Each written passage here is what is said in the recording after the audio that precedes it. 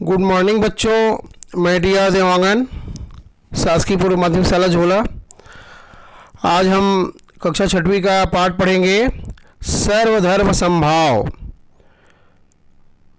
और इसके जैसा आप देख रहे हैं सर्वधर्म समभाव, इसके लेखक हैं डॉक्टर कृष्ण गोपाल रस्तोगी जी।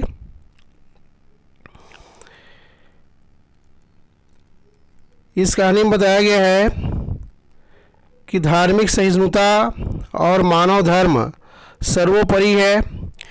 युद्ध, द्वेष और कलह का भी इन पर कोई असर नहीं होना चाहिए।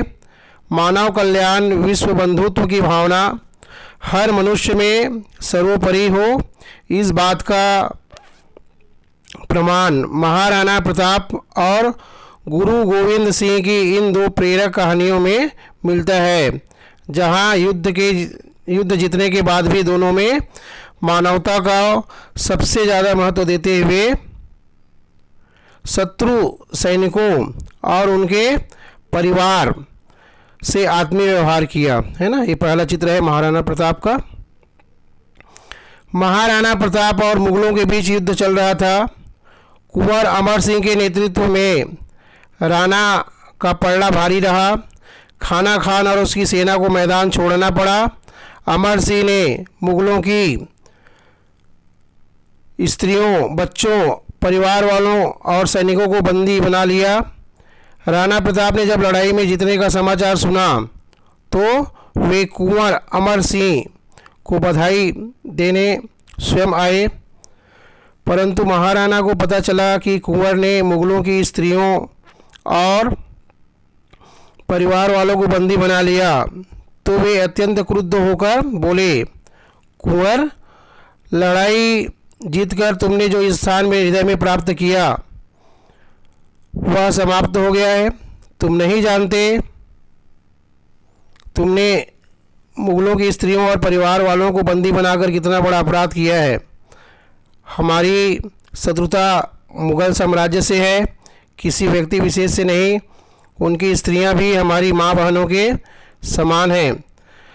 राणा प्रताप ने स्वयं जाकर खाना खान की बेगम से भेंट की और कुंवर के अपराध के लिए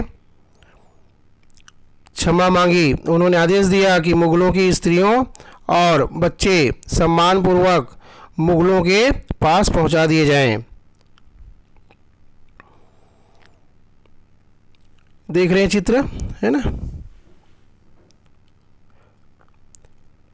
अकबर ने जब देखा कि मुगलों की स्त्रियां और बच्चे राजपूतों के संरक्षण में सकुशल लौट रहे हैं, तो उसका सिर भी महाराणा प्रताप की धार्मिक सहिष्णुता के सामने आदर से झुक गया।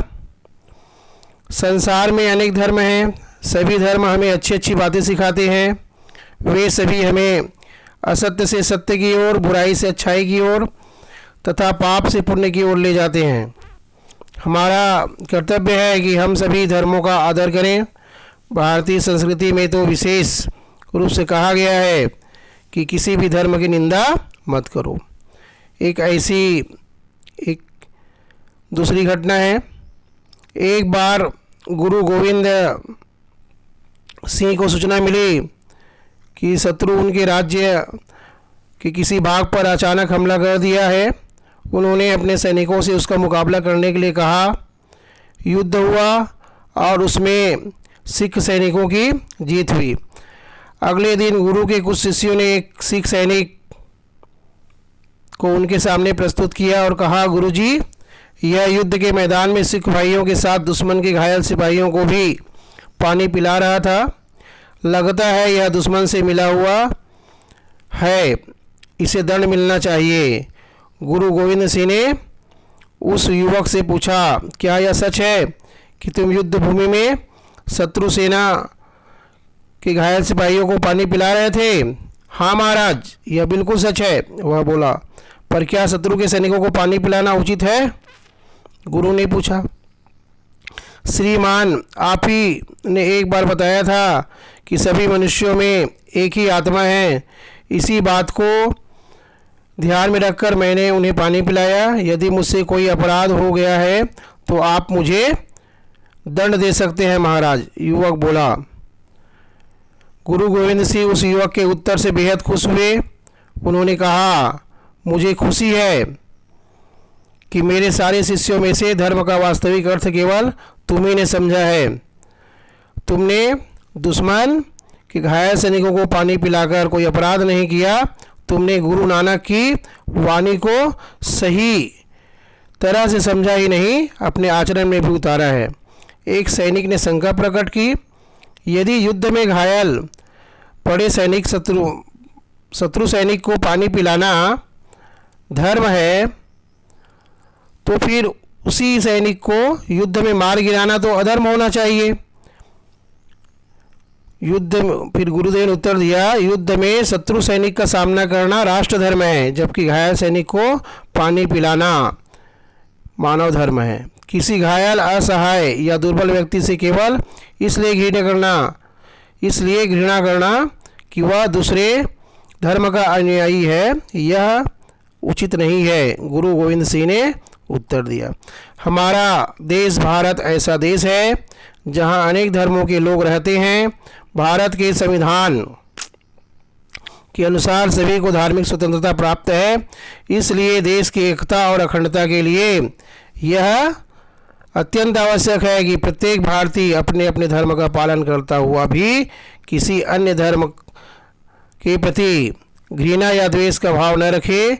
ईश्वर, अल्लाह, गॉड आदि उसी ईश्वर के अनेक नाम हैं। गांधी जी अपने भजन में ठीक ही गाया करते थे, ईश्वर अल्लाह तेरे नाम, सबको सन्मति दे भगवान। बच्चों ध्यान रहे, इस सांप्रदायिक भेद के कारण भारत की एकता पर आंच नहीं आनी चाहिए। है सांप्रदायिक भेद से कब ऐक्य मिट सकता हो, बनती नहीं क्या एक माला विविध सुमनों की कहो। अच्छा ठीक है, ओके बच्चों, धन्यवाद।